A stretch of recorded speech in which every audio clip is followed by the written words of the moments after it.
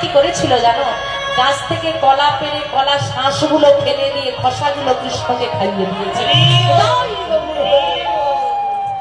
আমাইরা কলার খসা সেবা করো, করো, করো।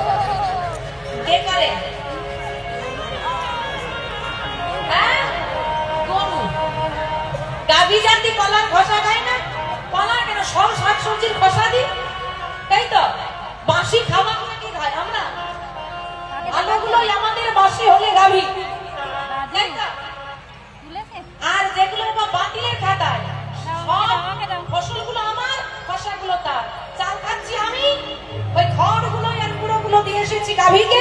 সব বাতিলগুলো দিয়ে গোমূত্র গোচনা ছাড়া গোবিন্দের সেবা হোক।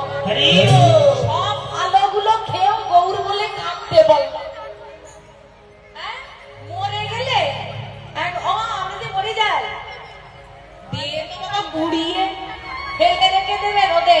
আরে গরুটা বাবা মরে গেল, গাভী জাতি মারা গেল না, এবার কি হবে? বেঁচে থাকতে গোবিন্দের সেবা দিয়ে গেল, মরে গিয়ে কি করলো? এই দেখো, এই যে ঢাক ঢাক করে বাদ ডাকছে, এই দুটো দুপাশে যে বাজছে, কীর্তনের প্রধান অঙ্গ শিখর মরে গিয়ে তার শরীরটাও দান করে গেছে গোবিন্দের সেবা। মানুষ যদি মরে যায় তার কোনো দাম নেই, বেঁচে থাকতে মানুষ মানুষকে অপমান করে।